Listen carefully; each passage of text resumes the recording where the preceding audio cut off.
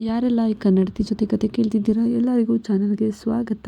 ಇಷ್ಟು ದಿನ ಕತೆಗಾಗಿ ಕಾದಿದ್ದಕ್ಕಾಗಿ ಸಾರಿ. ಭಾರತೀಯರು ತಮ್ಮ ಸೊಸೆ ಆ ಸಿಡುಕ ಮಗನನ್ನು ಇಷ್ಟು ಪ್ರೀತಿಸುತ್ತಿದ್ದಾಳೆ, ಅವನ ಬಗ್ಗೆ ಇಷ್ಟೊಂದು ಅಭಿಮಾನ ಇದೆಯಲ್ಲ ಎಂದು ಖುಷಿಪಟ್ಟಿದ್ದರು. ಅರುಣಾ ತಮಗೆ ಎಲ್ಲ ವಿಚಾರವೂ ಗೊತ್ತು ಎಂದು ಹೇಳಿ ಅವರ ಮನಸ್ಸಿನಲ್ಲಿನ ದುಗುಡಗಳಿಗೆ ನಾಂದಿ ಹಾಡಿ ಹೋಗಿದ್ದಳು. ತನ್ನ ಕೆಲಸದಲ್ಲಿ ಅಪ್ಪ ವಾರದಿಂದ ಸಹಾಯ ಮಾಡಿದ್ದರಿಂದ ಅವರ ಬಳಿ ವಾರದ ವರದಿ ಪಡೆಯುತ್ತಿದ್ದ ಸಾಗರ್ ಮುಖ ಯಾಕೋ ಬಾಡಿತ್ತು. ಅರುಣಾ ಬಂದಿದ್ದು ನೋಡಿ ಅಪ್ಪನ ಜೊತೆ ಮೀಟಿಂಗ್ ಮುಗಿಸಿದ್ದ. ರಾಮಚಂದ್ರರು ಕೂಡ ಆಗಲೇ ಮಲಗಲು ಸಮಯ ಆಯಿತು ಎಂದು ಹೊರಟಿದ್ದರು. ಅರುಣಾ ಮಾತ್ರ ಸಪ್ಪಗೆ ಬಂದು ಕುಳಿತಿದ್ದಳು. ಏನಾಯಿತು ಸಾಗರ್ ಕೇಳಲು. ಆದರೂ ನಾನು ಆ ನಿಮ್ಮ ಹಳೆಯ ಹುಡುಗಿಗೆ ಟಾರ್ಚರ್ ಕೊಟ್ಬಿಟ್ಟೆ ಅಲ್ವಾ, ನಿಮಗೆ ಬೇಜಾರಾಗಿರುತ್ತೇನೋ ಅಲ್ವಾ ನಿಮ್ಮ ಹುಡುಗಿನ ಆಂಟಿ ಅಂದಿದ್ದಕ್ಕೆ ಎಂದು ಬೇಕೆಂದೇ ಸಾಗರ್ನನ್ನು ಚುಡಾಯಿಸಿದ್ದಳು. ಹೆಂಡತಿಯ ಮಾತಿನ ಶೈಲಿಯಲ್ಲೇ ಅದರ ಆಳವನ್ನು ಅಳೆಯುವವನು ಅವಳನ್ನು ಮತ್ತೆ ರೇಗಿಸಿದ್ದರೆ ಆಕೆ ಇನ್ನೂ ಸಾಗರ್ ಮುಖಭಾವವನ್ನು ನೋಡುತ್ತಿದ್ದಳು. ಆಗ ಸಾಗರ್, ಹೌದು ನೀನು ಅವಳನ್ನು ಹಾಗೆಲ್ಲ ಅನ್ಬಾರ್ದಿತ್ತು, ಅವಳು ಅಷ್ಟೊಂದು ಆಂಟಿ ಆಗಿಲ್ಲ. ಅವಳನ್ನು ನೋಡಿದ ಮೇಲೆ ನಿನಗೆ ಆಂಟಿ ಅಂತ ಹೇಗನ್ಸುತ್ತೆ? ಅವಳನ್ನು ನೀನು ಯಾಕೆ ಆಂಟಿ ಅಂದೆ? ಅವಳನ್ನು ನೋಡಿದ ಮೇಲೆ ನನಗೂ ಅನ್ನಿಸ್ತಿದೆ ಅವಳು ನನಗೆ ಸೂಪರ್ ಮ್ಯಾಚ್ ಅಂತ. ನೀನು ಬಾಯ್ಬಡ್ಕಿ, ಅವಳು ಎಷ್ಟು ಎಲಿಗೆಂಟ್ ನೋಡು, ಅದಕ್ಕೆ ನನಗೆ ಅನ್ನಿಸ್ತಾ ಇದೆ ಅವಳಿಗಾಗಿ ಇನ್ನೊಂದಿಷ್ಟು ದಿನ ವೆಯ್ಟ್ ಮಾಡಬೇಕಿತ್ತು ಹೇಳುತ್ತಿದ್ದವ ನಗು ತಡೆದು ಹೇಳಿದ್ದನು.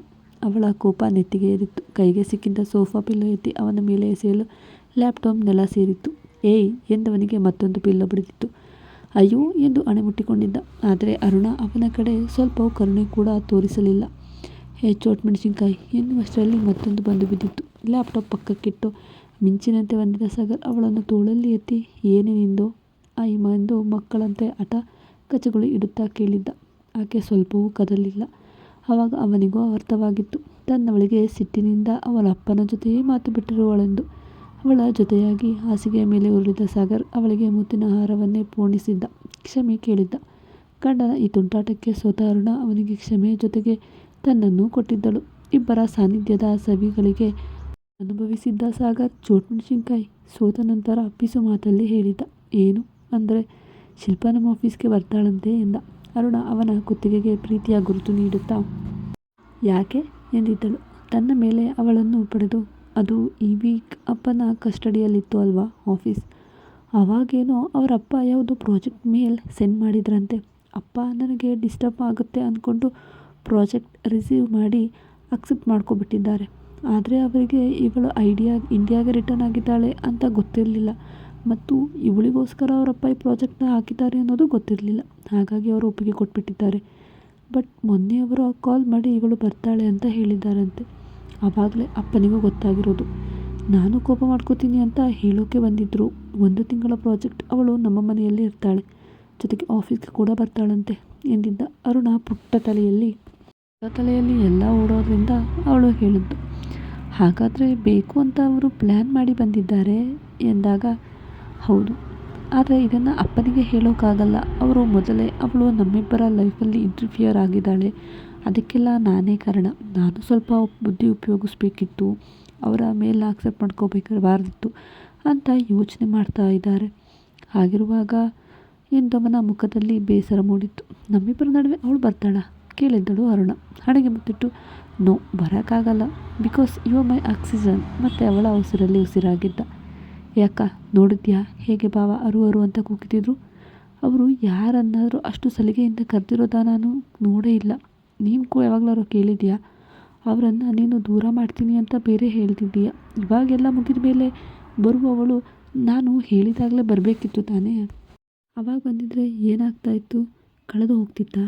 ಇದೇ ಇವಾಗ ನೋಡು, ಎಲ್ಲರೂ ನಿನ್ನ ಒಳ್ಳೆ ಸೀರಿಯಲಲ್ಲಿ ಬರೋ ವಿಲನ್ ಥರ ನೋಡ್ತಾ ಇದ್ದಾರೆ.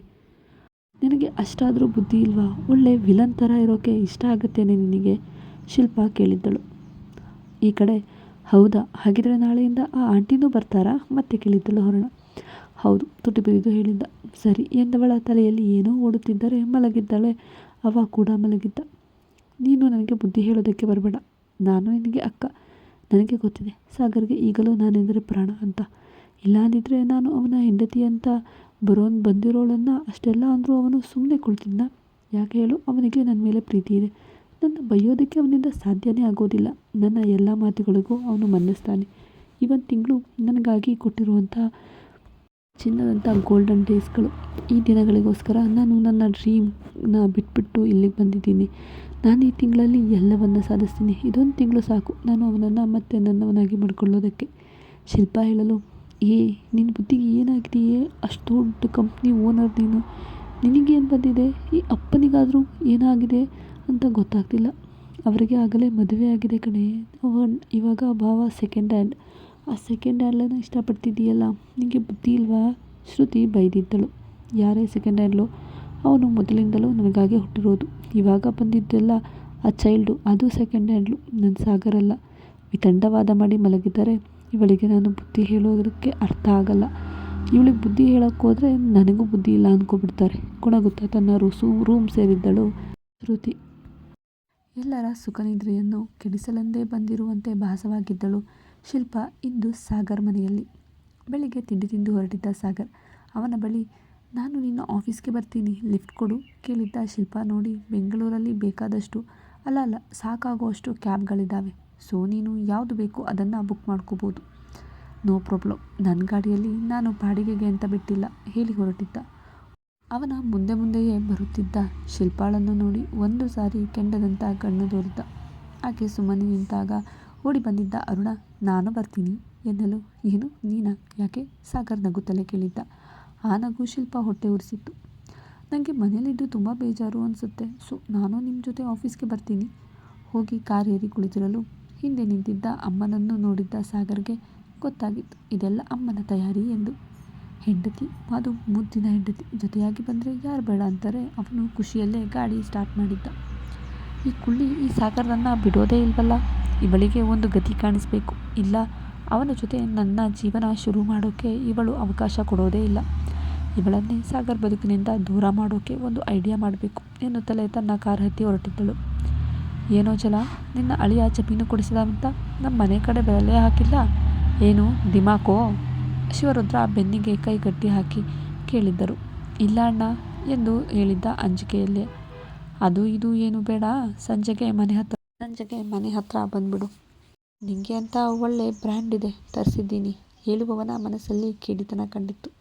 ಅದು ಇಲ್ಲ ಅಣ್ಣ, ನಾನು ಕುಡಿಯೋದನ್ನು ಬಿಟ್ಟಿದ್ದೀನಿ, ನನಗೆ ಬೇಡ ಜಲ ಹೇಳಿದ್ದ. ಏನು ಕುಡಿಯೋಕ್ಕಿಲ್ವೇ? ಅದ್ಯಾವಾಗಿಂದ ಇದೆಲ್ಲ? ಯಾವಾಗಿನಿಂದ ರೂಢಿಯಾಗಿ ಬಂದತ್ತೆ? ಅದೆಲ್ಲ ಬಿಟ್ಟು ಸಂಜೆ ಮನೆ ತನಕ ಬಂದ್ಬಿಡು. ಮತ್ತೆ ಬೇಕೆಂದಲೇ ಕರೆದಿದ್ದ. ಇಲ್ಲ ಅಣ್ಣ, ನಾನು ಕುಡಿಯೋದನ್ನು ಬಿಟ್ಟಿದ್ದೀನಿ ಅನ್ನಲ್ಲ, ಒಂದೇ ಮಾತಲ್ಲಿ ಹೇಳಿದ್ದ. ಓ, ಇದ್ಯಾವಾಗಿನಿಂದ ಈ ಹೊಸ ಅವತಾರ? ನಾ ಕಾರಣಪ್ಪ. ಇದೆಲ್ಲ ಅದೆಷ್ಟು ದಿನ ಅಂತ ಆಡೋ ಆಟಗಳು? ಏನು ಬೇಕಿಲ್ಲ ಬಾ, ಕೈ ಬಿಟ್ಟು ಹೋಗಿದ್ದ. ಆಸ್ತಿ ಹೆಂಗಾದರೂ ಮತ್ತೆ ಪಡೆಯಬೇಕು ಎಂದು ಸಾಹಸ ಪಡುತ್ತಿದ್ದ ಶಿವರುದ್ರಪ್ಪ. ಇಲ್ಲ ಅಣ್ಣ, ನಾನು ಒಂಚೂರು ಸಿಟಿಯಲ್ಲಿ ಕೆಲಸ ಐತೆ, ನಾನು ಹೋಗ್ತಿದ್ದೀನಿ ಹೇಳಿ ಹೋಗಿದ್ದ ಜಲ ಹಿಂದೆ ತಿರುಗಿ ಕೂಡ ನೋಡಲಿಲ್ಲ. ಅಂಬಿಕಾ ಇದೆಲ್ಲವನ್ನು ನೋಡಿ ಮನಸ್ಫೂರ್ತಿ ಖುಷಿಪಟ್ಟಿದ್ದಳು. ತನ್ನ ವರ್ಕ್ಸ್ ಹೊರಟವಳು ಗಾಡಿ ಹತ್ತುತ್ತಾ ಮನಸ್ಸಲ್ಲೇ ಹೇಗೂ ಮಗ ಹೋಗಿ ಕಲಿಬಾರದನ್ನೆಲ್ಲ ಕಲಿತಿದ್ದ ಗಂಡ ಇವಾಗ ಅಳಿಯ ಬಂದ ಮೇಲೆ ಸುಧಾರಿಸಿಕೊಂಡಿದ್ದಾನೆ ಎಂದು ಖುಷಿಪಟ್ಟಿದ್ದರೆ ಮನಸ್ಸಲ್ಲಿಯೇ ಎಲ್ಲ ಹೋಯಿತಲ್ಲ ಎಂದು ಶಿವರುದ್ರ ಕೊರಗಿದ್ದ.